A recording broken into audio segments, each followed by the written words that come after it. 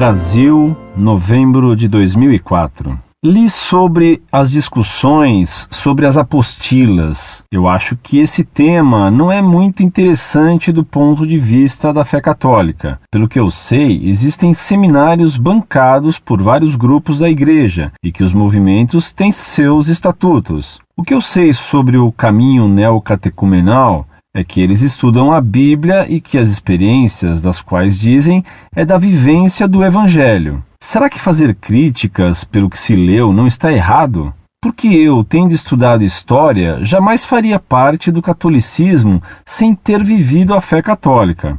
Ou seja, o amor. A pergunta é, por que criticar a nossa igreja sem as provas que há algo de errado? Eu digo fatos, não apenas escritos. Será que viver o amor não é mais relevante que se prender a alguns detalhes de conflito? Que o amor e a paz de Deus, Jesus, estejam convosco. Muito prezado, salve Maria.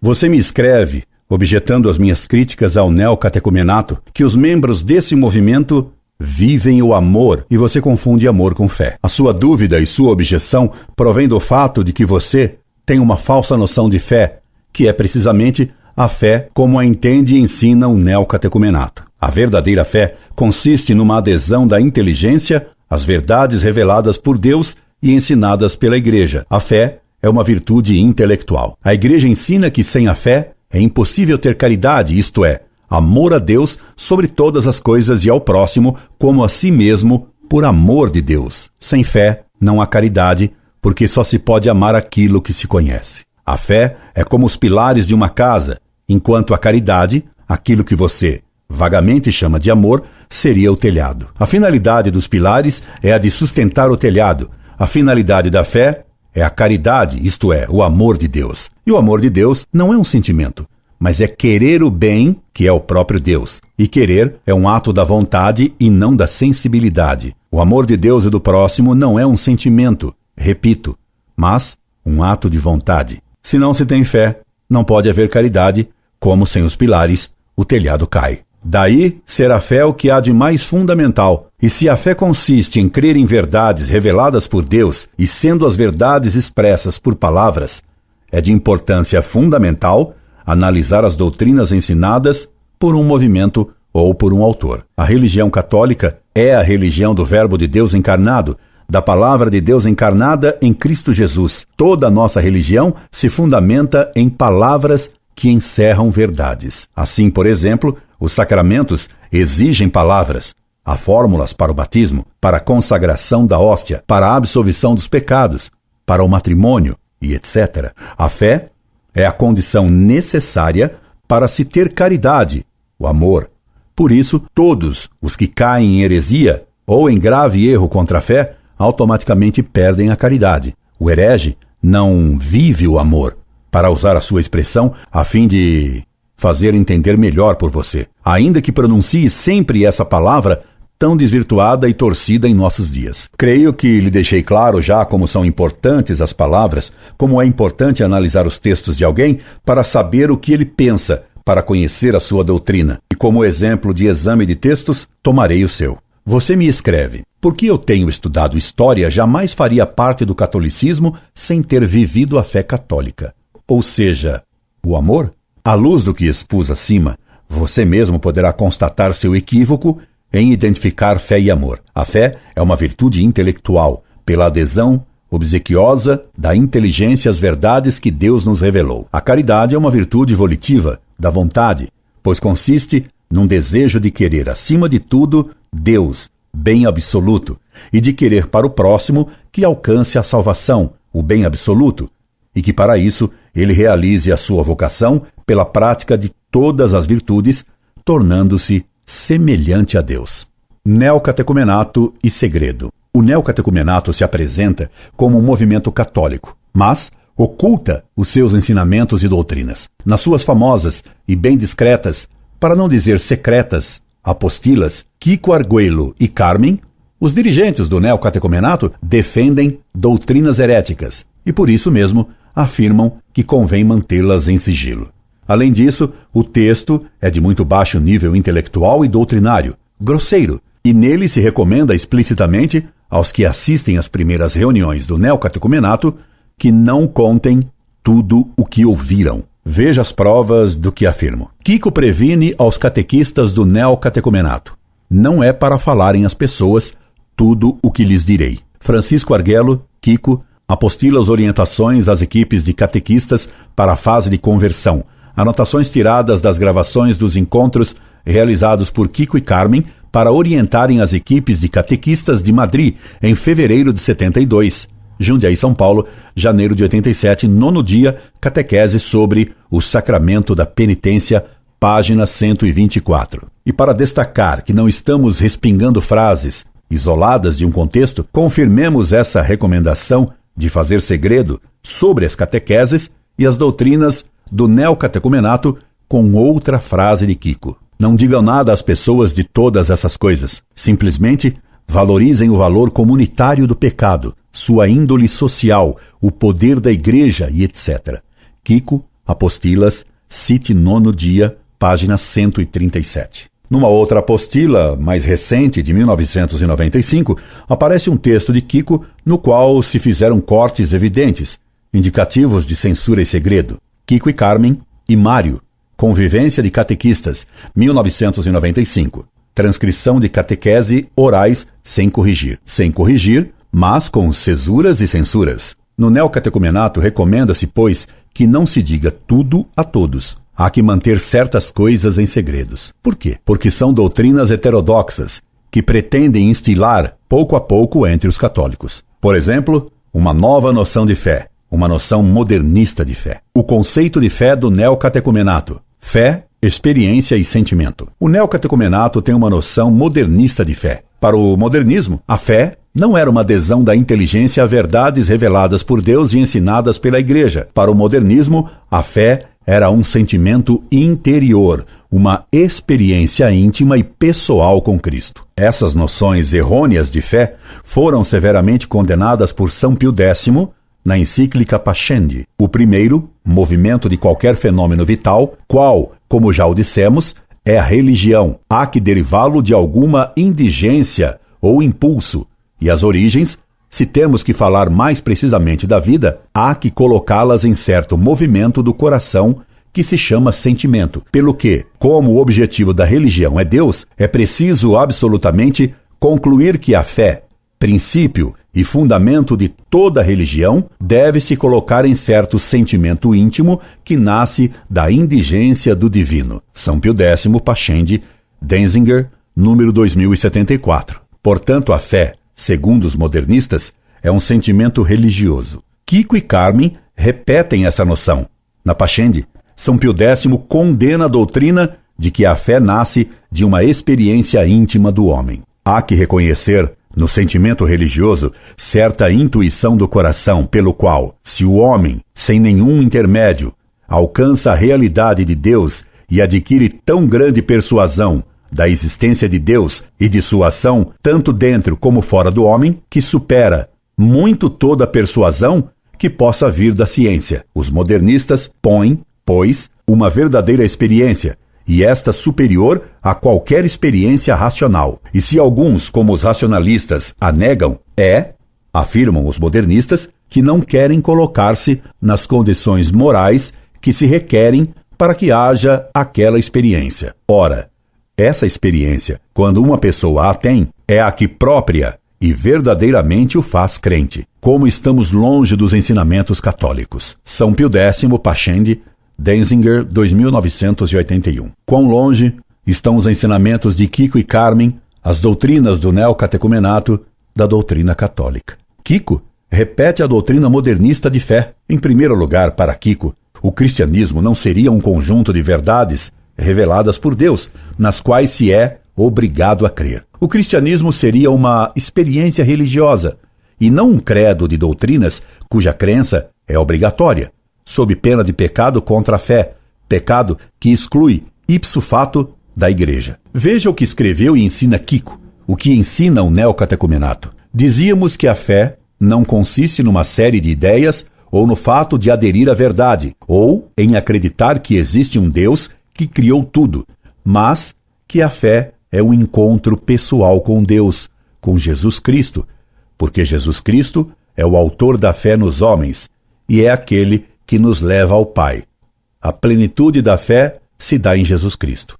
Kiko, apostila citada, página 80. Está aí escarrapachada a heresia modernista. A fé não consiste em aderir a verdades, nem sequer em acreditar em um Deus criador. Essa frase de Kiko contém a afirmação explícita de que não é preciso sequer acreditar no primeiro artigo do credo. Kiko é um herege modernista.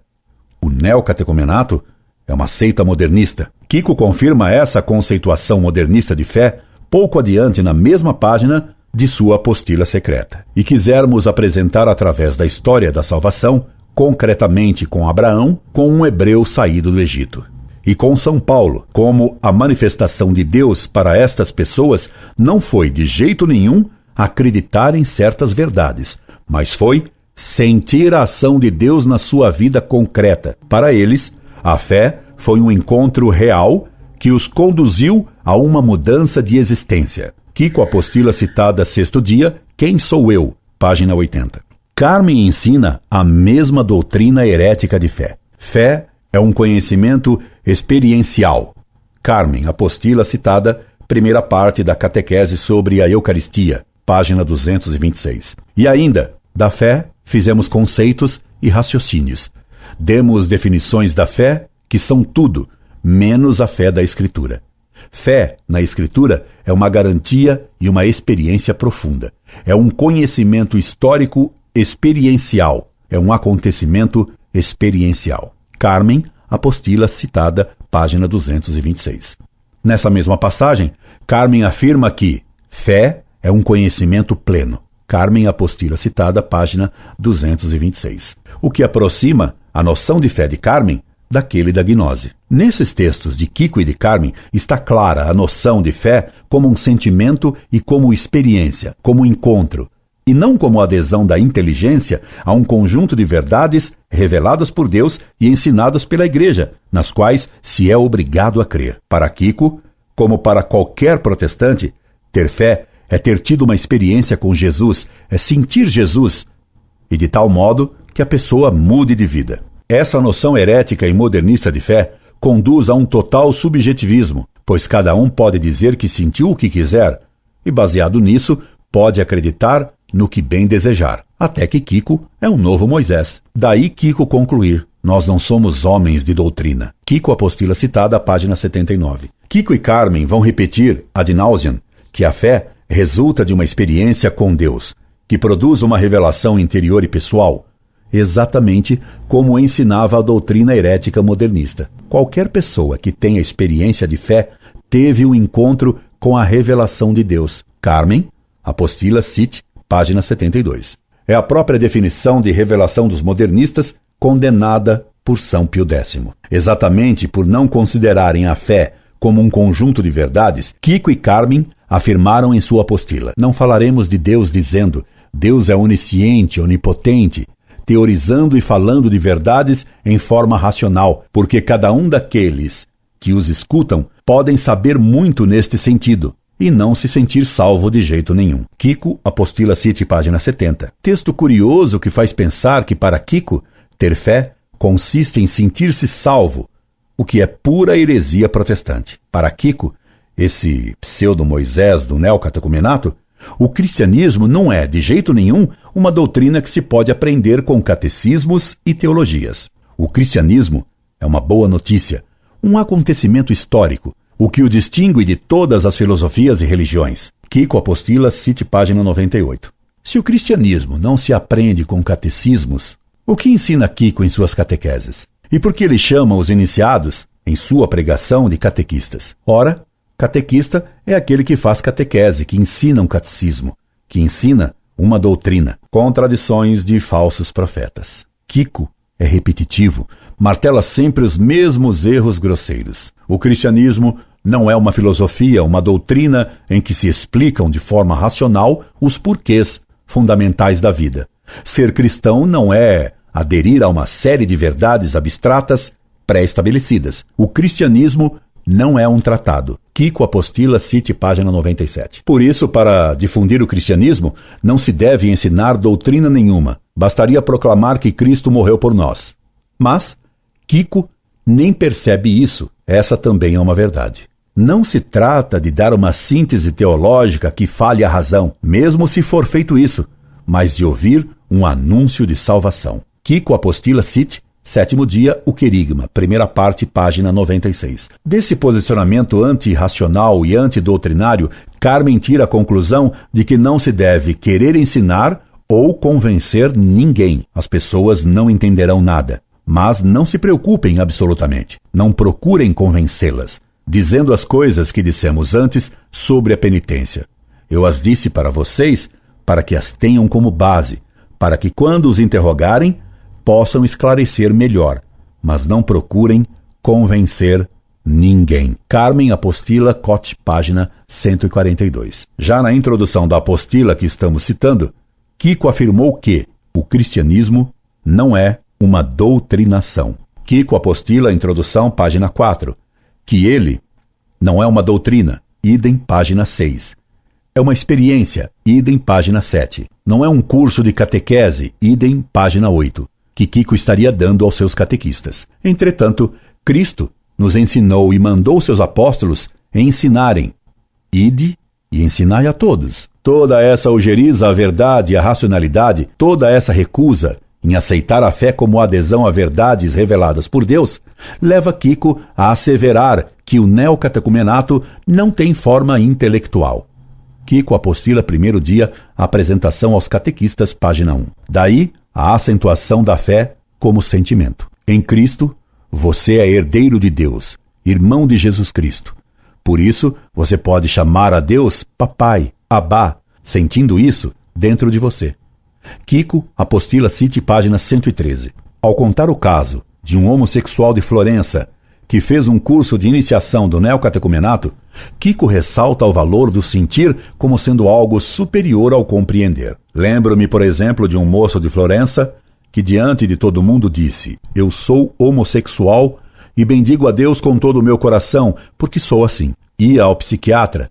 Nunca a psicologia me salvou. Hoje, posso testemunhar diante de todos vocês que eu sou salvo pelo poder de Jesus Cristo. Dizia isso porque Deus o tinha feito sentir com uma potência imensa e ver com uma clareza enorme que Deus tinha permitido tal coisa em sua vida para que ficasse para sempre amarrado a ele. Isso tinha lhe feito sentir o Senhor até o ponto de ser capaz de dizer diante de todos que Deus, através disto, o tinha apanhado para si e sabia que nunca mais se separaria dele. Kiko Apostila, cite páginas 73, 74. Ao invés de conter verdades, a fé, exatamente como asseveraram os modernistas, condenados por São Pio X, seria uma experiência. O mesmo repetirão Kiko e Carmen.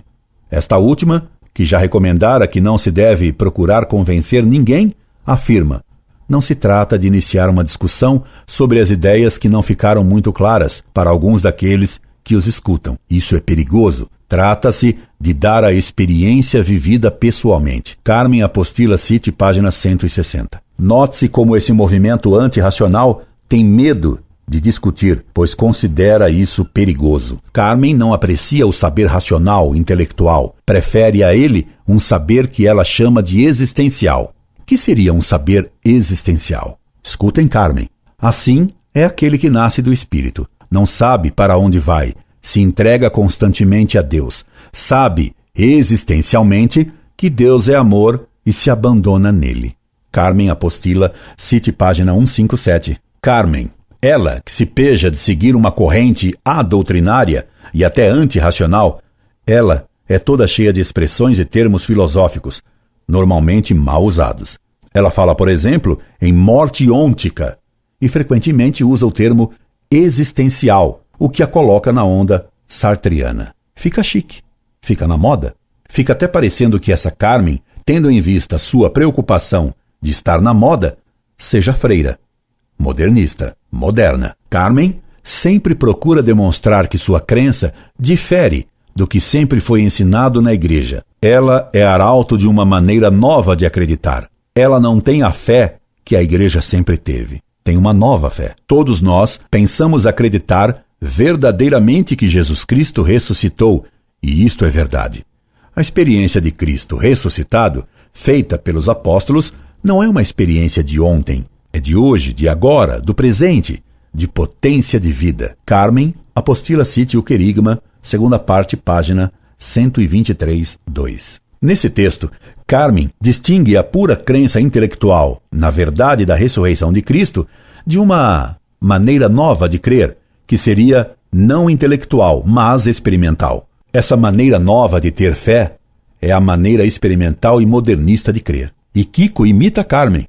Veja este exemplo. O que faremos, fundamentalmente, será dá-lo a vocês para experimentarem, fazê-los provar a palavra de Deus. Para chegar a isso, para que realmente a palavra de Deus lhe diga algo de existencial, falaremos nestes 2 dias de 2 palavras de Deus e dá-la-emos para vocês saborearem. Kiko, Apostila Citi, 12º dia, Abraão, página 16.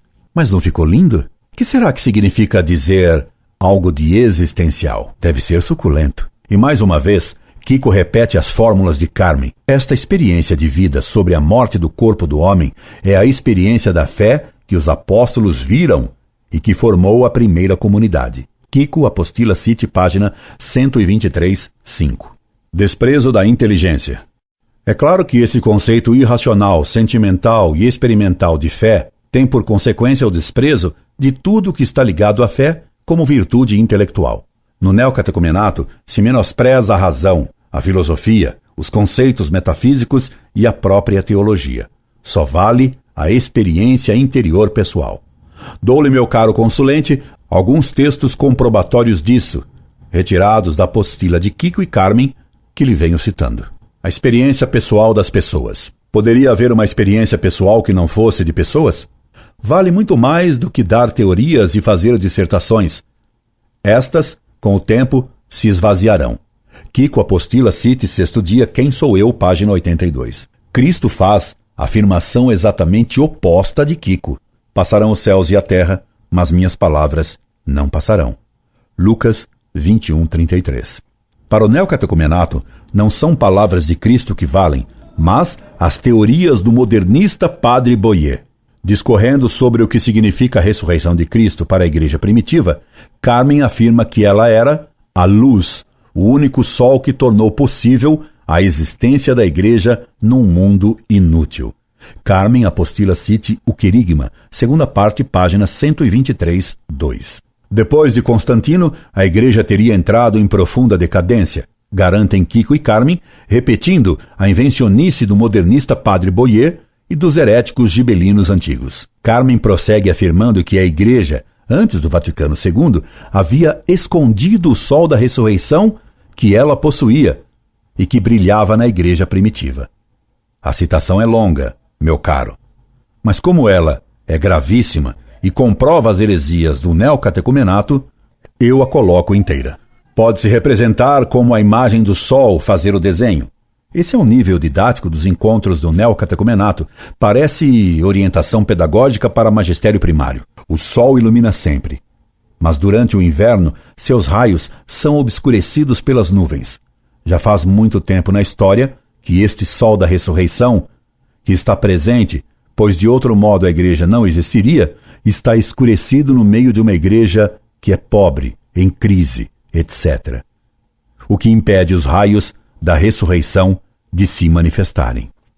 A igreja tem este sol, mas está escondido, e nós não recebemos esta alegria, esta luz, este calor, esta vida que faz renascer cada dia da morte do nosso pecado a nova criação que nós vemos brilhar na igreja primitiva. Eu tento agora dissipar um pouco desta nuvem e dar-vos a possibilidade de escutar daqui a pouco São Pedro e São Paulo, que nos proclamarão o cristianismo. Muitos de nós recebemos Jesus Cristo, o sol, de um modo muito filtrado, e filtrado de tal maneira que não chega até nós este caminho de vida, da ressurreição, esta nuvem. Nós a podemos chamar hoje de teologia, e muitos tratados que estão nas bibliotecas. Os apóstolos não conheciam nada de teologia. Eles tinham uma única certeza interior, a experiência de que Jesus é vivente. Aquele que eles anunciam, nós também vô-lo anunciaremos esta tarde. Não vos anunciaremos a teologia, porque nunca a teologia deu fé. O Espírito acompanha a palavra anunciada pelos apóstolos, não a teologia. Eu também recebi, como vós, este vento do cristianismo através de uma palavra que nós chamamos redenção. Carmen, apostila citada, o querigma, segunda parte, 123:3. E continua a líder do neocatecumenato. Existe, pois, uma grossa nuvem que nos tem impedido de receber a notícia, o acontecimento que Deus fez para nós. Os termos teológicos são termos jurídicos, segundo a mentalidade da Idade Média. Agora, já se cancelou o juridicismo. O Concílio Vaticano II não fala mais em termos jurídicos, mas fala do mistério pascal, o que é totalmente outra coisa, pois Pascal refere-se diretamente à história, à intervenção histórica de Deus com o povo de Israel. Falar da redenção é uma abstração, ao passo que falar do mistério pascal é história concreta. Carmen, apostila cite o querigma, segunda parte, página 123:3 e 123:4. Lendo as palavras dessa mulher que pretende dissipar a nuvem da teologia, especialmente da teologia medieval, que com São Tomás de Aquino teria toldado o sol da verdade de Cristo, nos vieram à mente as palavras de São Paulo contra as mulherzinhas, as quais aprendem sempre e nunca chegam ao conhecimento da verdade. 2 Timóteo, capítulo 3, versículos 6 e 7. Imagine-se, a teologia medieval ocultou o sol da ressurreição de Cristo. A teologia de São Tomás de Aquino toldou o sol da ressurreição e foi preciso chegar Dona Carmen com seu Kiko para dissipar a nuvem negra da teologia e fazer, enfim, de novo, brilhar na igreja o sol de Cristo. É pretensão e insolência demais.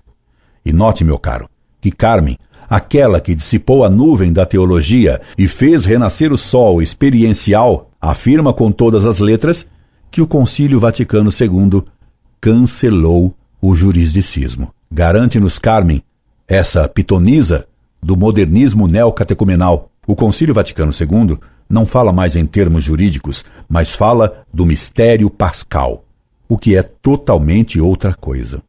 Entendeu bem, meu prezado? Segundo a líder do neocatecumenato, o Vaticano II ensinou outra coisa do que a Igreja antes ensinara. Por essas palavras, fica patente que os líderes do neocatecumenato e seu movimento fazem parte do movimento impulsionado pelos modernistas radicais que pretendem seguir o espírito do concílio e querem convocar o Vaticano III. Entendeu, meu caro? Porque, para bem entender, é preciso ter ouvidos que ouçam bem e olhos que saibam ler? E para que os que têm olhos para ver, veja, cito outra frase reveladora do pensamento do neocatecumenato a respeito do Concílio Vaticano II. Hoje, o Concílio Vaticano II explica de uma forma nova o Evangelho. Disse, de fato, que a situação do homem sobre a terra não é somente uma situação jurídica de ofensa contra Deus, mas é fundamentalmente uma situação existencial de morte, isto é, o homem sofre na sua carne, sofre no trabalho, sofre. O Concílio Vaticano II faz uma nova teologia, agora sendo do Vaticano II a teologia vale, que nós trazemos. Não se fala mais de redenção, mas do mistério pascal, que é como uma nova primavera. Carmen, apostila cite, página 123:6. Está aí confessado que, para os dirigentes do neocatecumenato, há uma nova teologia do Vaticano II que substitui a noção de redenção, noção que eles taxam de jurídica, por uma nova noção, a do mistério pascal. Nessa expressão, mistério pascal, está a marca da origem dessa nova doutrina modernista. É a doutrina do padre Louis Boyer, discípulo preferido do modernista Abel Lambert Baldin, que já tivemos a oportunidade de analisar em outro trabalho. Que o neocatecumenato siga a doutrina modernista de Boyer, um dos inspiradores da nova missa de Paulo VI e do maçom Monsenhor Bunini, se tem a prova nessa mesma apostila de Kiko e Carmen, na página 229, quando Carmen trata da catequese de Eucaristia. Ela afirma basear-se para tratar da Eucaristia nos livros do padre Boyer e da nova primavera da Igreja, após o Vaticano II. Disse o próprio Paulo VI que ela se transformou numa tempestade, num processo de autodemolição, e na entrada da fumaça de Satanás no templo de Deus. De primavera insta, libera-nos Domini. Completa ausência de caridade do neocatecumenato. Como vimos, não pode haver caridade sem fé. É impossível amar o que não se conhece. Não conhecendo a Deus tal como ele se nos revelou, recusando a verdade que Deus revelou sobre si mesmo, fica impossível, a quem não tem fé, ter verdadeiro amor a Deus e ao próximo. Por isso, é em vão que o herege, negando os dogmas para compensar e manter seu prestígio religioso, insiste no amor. Amor que ele entende normalmente como sentimento. Ele fala em caridade, que ele entende somente como o desejo de fazer o bem puramente material, confundindo caridade com filantropia. O neocatecumenato, recusando a fé, não pode ter a verdadeira caridade, que consiste em amar Deus sobre todas as coisas, e ao próximo como a si mesmo, por amor de Deus. Como poderia amar a Deus sobre todas as coisas aquele que recusa a verdade que Deus revelou?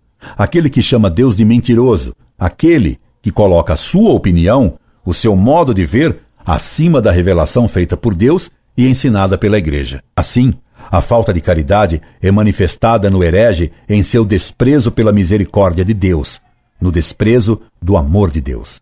Quem tem o coração seco para a verdade só pode odiar a fonte da misericórdia, nos lembra São Gregório Magno, ao comentar o ódio dos fariseus à misericórdia do coração de Jesus para com os pecadores que encontrava. Por isso, a falta de amor dos hereges normalmente se manifesta, primeiro, no desprezo, falta de amor e de respeito pela Eucaristia, o sacramento que exige mais fé e que mais manifesta o amor de Deus e sua misericórdia para conosco. Segundo, pelo desprezo ao coração de Jesus.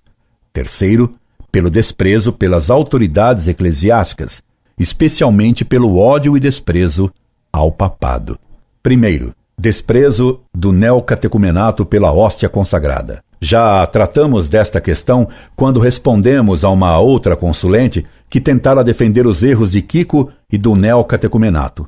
Cito-lhes os trechos de minha resposta a ela, relativamente ao desrespeito e mesmo das profanações da hóstia praticadas pelos membros do neocatecumenato, provocados pelas doutrinas de Kiko e Carmen. Segunda acusação de Padre Zófoli. Kiko despreza as migalhas do pão consagrado, indicativo da negação da presença real de Cristo, mesmo nas partículas da hóstia. A outra consulente cita a acusação de Padre Zófoli dizendo: há também a questão das migalhas, a qual Zófoli não deu destaque na presente obra, mas que já mencionou em outras, dizendo que nas Eucaristias do caminho as pessoas dançam pisando nas migalhas do pão eucarístico caídas no chão. Logo em seguida, ela confirma que a acusação é verdadeira. É verdade que nós dançamos após a celebração porque a Eucaristia é uma festa, e se houver no chão migalhas, é possível que, sem querer, pisemos em cima delas. Mas é tomado todo o cuidado possível no sentido de evitar que caiam migalhas no chão. Portanto, os neocatecumenais dançam e possivelmente pisam sobre as migalhas do pão consagrado. Mas explica-nos a outra consulente que eles fazem isso sem querer. Não o fazem de propósito. Tomam até cuidado para que as migalhas consagradas não caiam ao chão. Mas se caírem, o que fazer? Não se deixará de dançar. Dançarão pisando nelas. Simples, não? A outra consulente reconhece este horror com a maior frieza do mundo, como se estivesse declarado que tomou um copo d'água. Simplesmente escandalosas são as palavras da outra consulente e sacrílegas e profanadoras são essas danças dos neocatecumenais, promovidas pelas doutrinas de Kiko. A outra consulente até reconhece que antigamente na igreja se tomava mais cuidado com as hóstias consagradas, tendo o Vaticano II acabado com esses cuidados. Se ainda assim acontecer, o risco é pelo menos igual ao das missas tradicionais. Antigamente o cuidado era maior, com a comunhão sobre uma balaustrada, dada diretamente na boca, e ainda com a patena colocada por debaixo. Se a igreja quis abolir tudo isso, implantar a comunhão nas mãos e ainda autorizar a distribuição da comunhão por ministros extraordinários que a levam aos doentes nas casas e as celebrações do culto eucarístico em comunidades rurais, suponho que seja por haver compreendido que Deus faz mais questão de estar presente no coração das pessoas do que estar cercado de respeito e cuidado, mas distante e inacessível. As mudanças pastorais do Concílio Vaticano II foram uma tentativa de resgatar os valores originais e a forma original de fé vivida pelas primeiras comunidades cristãs, que tinham Cristo como presença real e concreta em suas vidas, alguém familiar e não distante, como a ideia de Deus que se foi criando com o tempo, respeitosa, mas desvinculada da vida. Também o caminho neocatecumenal caminha exatamente na direção desse resgate da força e da pureza original da fé das primeiras comunidades, desejando limpá-las dos desvios e acessórios que se foram instalando com o tempo. Como no caminho as comunidades são pequenas e restritas, esse resgate pode ser feito de uma forma mais profunda, o que acaba chocando a nossa mentalidade, geralmente refratária a mudanças, principalmente na Europa. Comentário, página 13. Tu disseste. Até aqui, o texto de minha outra consulente, que já havia respondido. Então, meu caro, é assim que o neocatecumenato vive o amor, pisando e dançando nas partículas das hóstias consagradas. E um sacerdote que saiu do neocatecumenato contou em carta que um dos motivos de sua saída desse movimento foi o fato de ver como os padres e os membros do neocatecumenato tratavam as hóstias consagradas, e que, tendo interpelado porque agiam assim, obteve como resposta que Kiko lhes ensinara uma fórmula que desconsagrava as hóstias. Segundo, desprezo de Kiko pelo coração de Jesus. Os hereges sempre manifestaram ódio e desprezo pela Santíssima Humanidade de Cristo. Os jansenistas, pais espirituais dos modernistas, desprezavam sobremaneira a devoção ao Sagrado Coração de Jesus, símbolo da misericórdia e do amor infinitos de Cristo para conosco. O bispo jansenista Scipione Ricci, que convocou o Sínodo de Pistoia no século XVIII, sínodo cujas decisões foram condenadas pelo Papa Pio VI, se fez retratar rasgando uma imagem impressa do Sagrado Coração de Jesus. Os jansenistas eram frios e secos em suas heresias. É natural que odiassem o amor misericordioso. E contudo, Pascal, um de seus mestres, é o autor de uma bem conhecida e romântica frase: o coração tem razões que a própria razão desconhece. Frase que demonstra que Pascal, outro pai dos modernistas, colocava ele também, como Kiko, o sentimento acima da razão. Nas famigeradas apostilas de Kiko se acham frases que equivalem à blasfêmia de Scipione Ricci, o bispo jansenista de Pistoia. Vejamos o que escreve Kiko sobre as imagens do Sagrado Coração de Jesus e sobre a devoção a ele. Vivemos muito alienados, tranquilos na nossa vida mesquinha e sem sentido. Chamar a conversão o homem é chamá-lo à sua realidade profunda.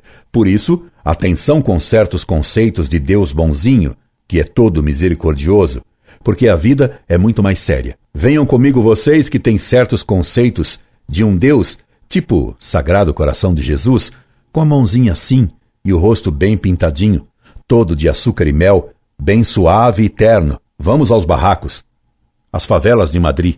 Ver uma mulher cujo marido bebe e lhe bate todas as noites, que tem um filho na prisão e outro meio louco. Uma mulher que se levanta todos os dias às 5 horas da manhã para ir fazer limpeza nas casas e não tem nada para comer. Vamos perguntar a essa mulher sobre aquele Jesus tão suave. Vamos ver as prostitutas, as detidas pela polícia, os drogados.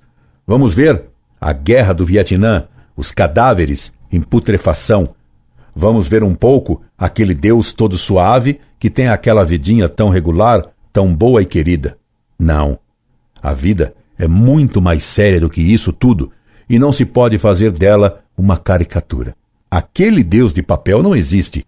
O Deus da Bíblia não é assim. Kiko Arguello, Apostila, cite, 6º dia, Quem Sou Eu, página 88. Então, meu caro, será que é isso que você considera viver o amor? Tenho certeza que não. Tenho certeza que agora você me dará razão por atacar essa seita modernista que é o neocatecumenato. Alguém dirá que Kiko criticou um estilo de arte sentimental e romântico que expressa mal a devoção ao Sagrado Coração de Jesus e não atacou propriamente essa devoção. Ledo e muito ingênuo o engano. Repare que Kiko pede que se tenha atenção com conceitos e não contra o estilo em que se expressam esses conceitos. Pois Kiko diz, por isso, atenção com certos conceitos de Deus bonzinho, que é todo misericordioso. Portanto, Kiko previne contra o conceito de um Deus todo misericordioso expresso na devoção ao Sagrado Coração de Jesus. Ele critica o estilo sentimental de certas imagens do Sagrado Coração de Jesus, mas visando atingir o conceito de um Deus todo misericordioso. Dir-se-á ingenuamente, repetimos, que Kiko quis condenar uma concepção romântica de Cristo e uma devoção sentimental.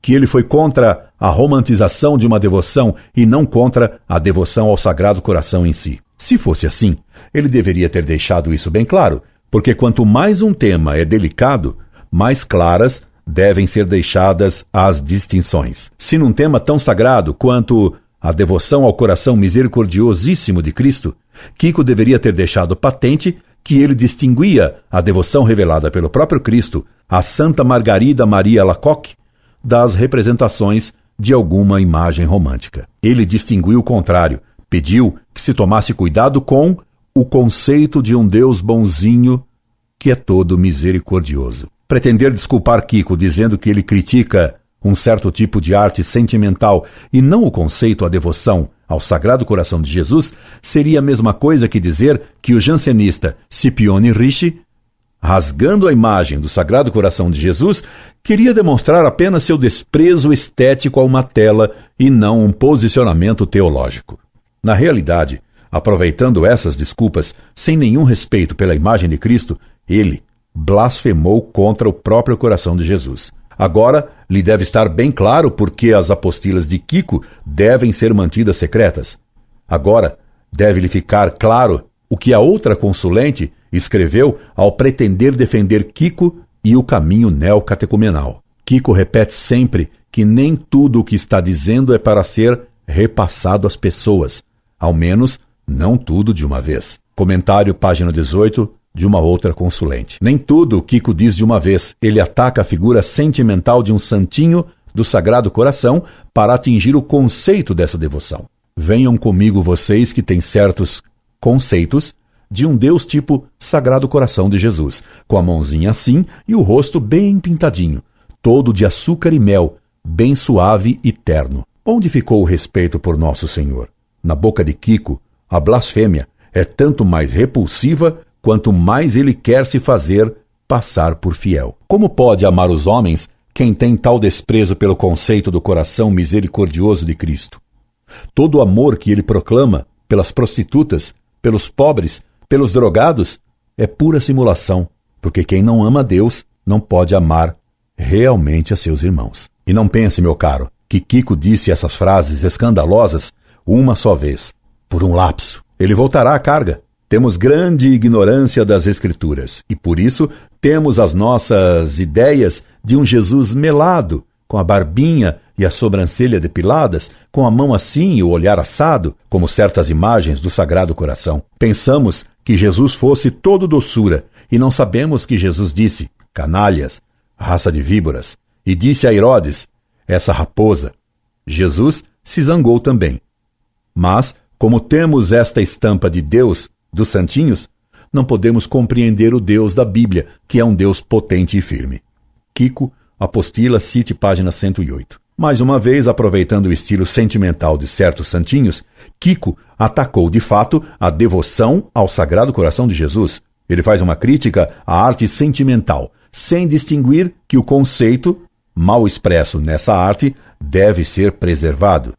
E como ele prevenira contra esse conceito de um Deus todo misericordioso, o que ele ataca então, de fato, é a própria devoção ao Sagrado Coração de Jesus. Por sua vez, provando que o desprezo da devoção a Cristo é característico do neocatecumenato, Carmen dirá ela também que Cristo não é nosso modelo. Jesus Cristo não é qualquer coisa de ideal que nós possamos realizar. Não é um modelo. Carmen, apostila, cite página 123, 6. Está claro, meu prezado, que o neocatecumenato contraria o Evangelho, pois nele Cristo Senhor nos disse: Vós me chamais de Senhor e Mestre, e eu o sou. Dei-vos o exemplo para que façais o mesmo. Aprendei de mim que sou manso e humilde de coração. Citações. Para Carmen, nada disso vale. Para ela, para os iniciados do neocatecumenato, Cristo não é modelo. Para nós católicos, Cristo é o único e verdadeiro modelo. Para a mestra das heresias do neocatecumenato, Cristo nem foi a pessoa que mais sofreu. Nós temos feito de Jesus um homem bom, que sofreu. Mas não é este o problema, pois existem muitos homens que sofreram muito mais do que Jesus Cristo. Hoje, nos hospitais, na guerra, nos campos de concentração e etc. Existem homens que sofrem e que sofreram mais do que Jesus Cristo. Carmen Apostila, cite página 123, 5. Fica-se estarrecido diante de tanta tolice e de tanta incompreensão blasfema, e não se sabe o que é maior nessas frases, se a tolice ou a blasfêmia. Ambas, tolice e blasfêmia, são efeitos dos erros contra a fé dessa mulher pretensiosa que se arroga a missão de dissipar as trevas em que a teologia escondeu o sol da verdade. Está claro, meu caro, que o neocatecumenato mantém ocultas as suas apostilas para poder continuar enganando os católicos ingênuos. Terceiro, desprezo do neocatecumenato pelo clero. Além das doutrinas heréticas sobre as quais Kiko recomenda segredo, nas apostilas se encontra um franco menosprezo dos dirigentes do neocatecumenato com relação ao clero. Isso é uma consequência lógica da perda da fé. Como poderia ter amor ao clero quem não teve amor e zelo pela verdade? A caridade manda amar em primeiro lugar os superiores, pai e mãe, padres, mestres e superiores de qualquer tipo, pois sua autoridade vem de Deus e lhes foi dada para ajudar a nossa salvação. É do clero que recebemos os sacramentos que nos salvam. É por meio do clero que recebemos normalmente a doutrina da salvação. Sinal claro de perdição é o desprezo da autoridade colocada por Deus, especialmente a do Papa, depois a do bispo diocesano e do vigário, a quem estamos direta e normalmente ligados. Isso não significa, obviamente, que não devemos nos opor, até mesmo publicamente, quando necessário, aos maus membros do clero, quando ensinam o erro ou quando, como agora, com os casos de pedofilia e homossexualismo, cometem escândalo público. Entretanto, isso deve ser feito exatamente por amor à autoridade eclesiástica, que é ultrajada por esses maus elementos, e nunca por ódio ou com desprezo a essa mesma autoridade instituída por Cristo. As apostilas, como você verá, não criticam membros do clero por eventuais erros, mas membros do clero. Vejamos como Kiko tem pouco apreço pelos padres. E isso se vê pelos fatos. Aquele que tem o Espírito Santo ama. O inimigo, vigário, capelão, bispo ou quem quer que seja, Francisco Arguello, Kiko, apostila as orientações às equipes de catequistas para a fase de conversão, anotações tiradas das gravações do encontro realizados por Kiko e Carmen para orientarem as equipes de catequistas em Madrid, em fevereiro de 72. Janeiro de 87, oitavo dia do encontro, o querigma, segunda parte, querigma nas Escrituras, página 121. Repare que ao citar o inimigo a quem se deve perdoar, Kiko enumera somente pessoas do clero. É sintomático de um espírito sectário que não quer se submeter ao clero. Para Kiko, os inimigos são primeiramente os membros do clero. Numa outra apostila, Kiko diz: os padres acreditam que as pessoas são religiosíssimas, porque as igrejas estão cheias. Passam a vida dando sacramentos. Vá falar ao padre sobre o caminho neocatecumenal. Nada. Nem o escutam. Há um clericalismo feroz. Os padres são super-homens. Uma massa de gente muito cristã. Mas você percebe que ali existe um muro de borracha e que você não sabe se aquilo é cristianismo ou o que seja. Porque logo você vai ver a verdade no fundo. A família está destruída. Há bebedeiras, incestos, promiscuidade. Tudo aquilo que sabemos que existe. Kiko, Convivência de Catequistas, 1995, página 70. E veja, meu caro, como fazendo a caricatura de um padre mau, Kiko insinua uma generalização que solapa a própria autoridade eclesiástica. Não existe pior caricatura de um padre do que aquele que usa o colete assim, e anda requebrando, elegante, autoritário. Jesus Cristo crucificado, o último. Os padres têm que dar exemplo de humildade. Kiko, Convivência de Catequistas, 1995, página 72. Em outras passagens, Kiko demonstra pouco respeito pelo sacerdócio, pois diz: um outro problema terrível que podemos ter é que o pároco comece a ficar nervoso porque não lhe agradam as catequeses.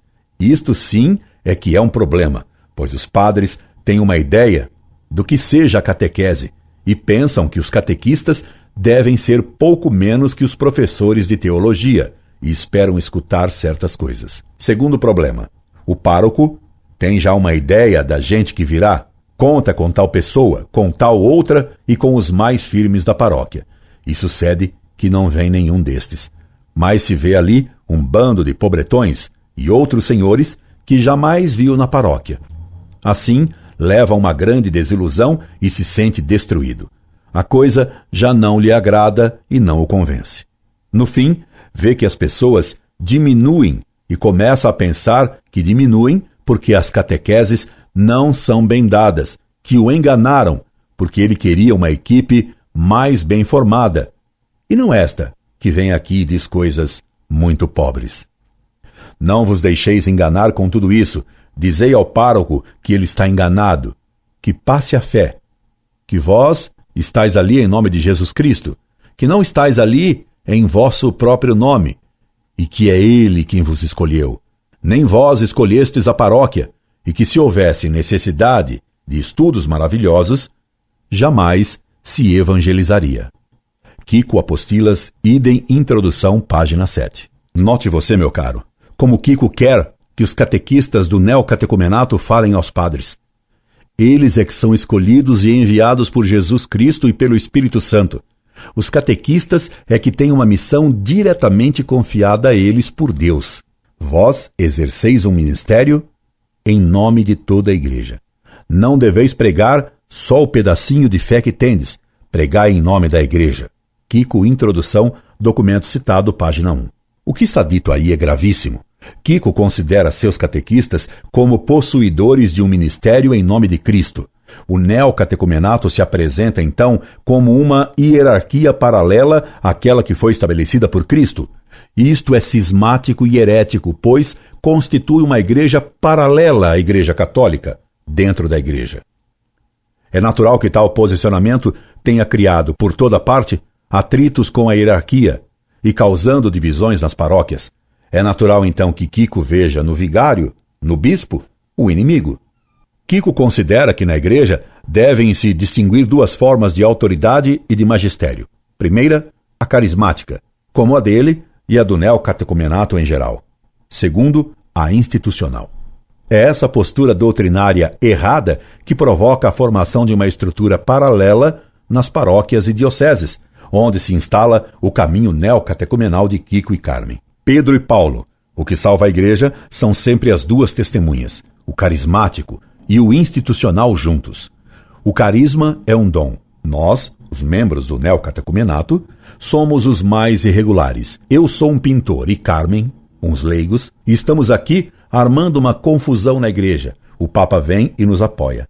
Mas o que é isso? Uma igreja paralela? Um diz que dividimos as paróquias. Outros, Kiko, Convivência de Catequistas, 1995, página 70.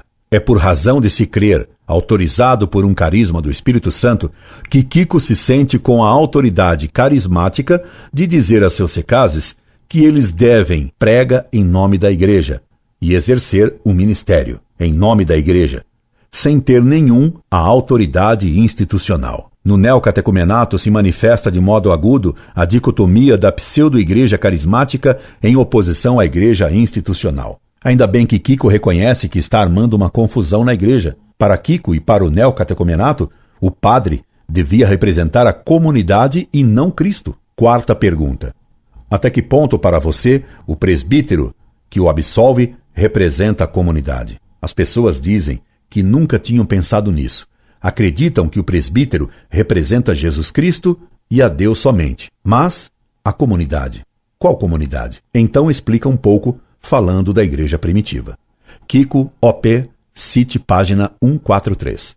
Se o padre não representa a comunidade, esse novo ídolo da teologia de Zundel, que juntamente com a teologia do padre Boyer informa a doutrina do neocatecumenato, são os catequistas neocatecumenais que se julgam os verdadeiros representantes da comunidade, com um ministério dado pelo próprio Cristo para guiar o povo para a nova Terra Santa, liderado pelo Kiko Moisés. Documento citado, página 155. Daí, os catequistas serem incitados por Kiko a dirigirem, guiarem, mandarem o que os padres devem ou não fazer. Que os padres compreendam isso e não criem problemas. Por isso, diz Kiko que é preciso: nisto deveis ter paciência com o pároco e amaciá-lo. Kiko, introdução, idem, página 8. Dou-lhe alguns exemplos de que Kiko recomenda aos catequistas para fazerem com relação aos sacerdotes, porque os padres poderiam não dar muita importância para vocês. Ao contrário, se vocês instruírem bem o vigário, tem o terreno bem preparado para que ele mesmo explique como terão que ser feitas as coisas e por quê. Kiko Apostila, cite 10º dia, celebração penitencial, página 140. Digam aos padres que concretizem a absolvição segundo o novo ritual aprovado pela reforma do sacramento da penitência. Digam também aos padres que não demorem muito fazendo direção espiritual. Nada de confissões em confessionários ou num cantinho, porque se perderia o sinal. Convidam-se os presbíteros a se confessarem entre si no começo das confissões. Idem, página 150. O neocatecumenato pretende governar o padre. O presidente, o sacerdote, seja breve. Digam-lhe que não façais sermões, que os padres não façam discursos às pessoas.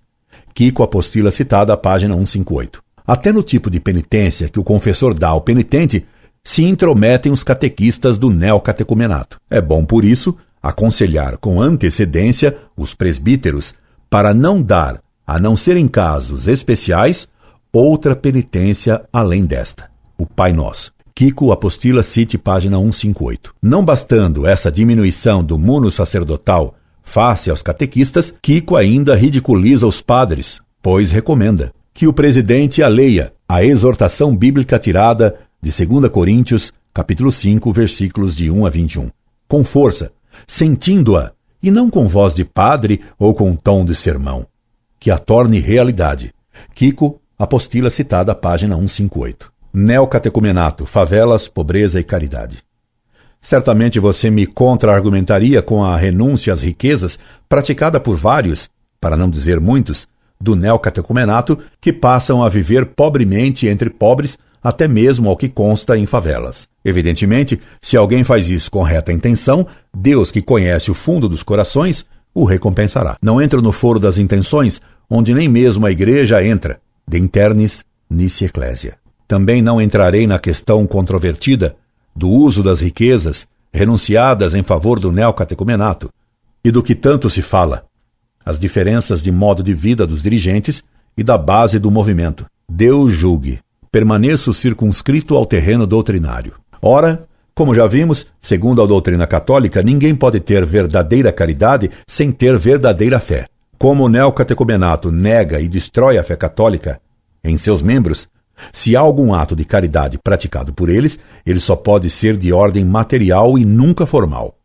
Repito que não entro nas intenções e nem na questão de que, evidentemente, em concreto, pessoas do neocatecumenato que não tenham ainda perdido a fé possam fazer realmente atos de caridade correta. Considero a questão apenas doutrinariamente. Creio que lhe é clara a distinção entre atos de benfeitoria puramente humanos, atos de filantropia sem valor sobrenatural e atos de caridade, realizados pelo amor de Deus e não apenas por amor ao homem ou por pena natural das misérias de alguém. Creio que o neocatecumenato explora a boa vontade de muitos, enganando-os com falsas doutrinas que lhes vai instilando lentamente e em segredo, para não causar escândalo nem assustar os incautos. Não é à toa que a iniciação neocatecumenal leva 11 anos para se completar. Conclusão. Meu caro, você deve ter ficado surpreso com a extensão de minha carta. Afinal, você não me perguntara tanto, mas é que estava eu estudando a apostila de Kiko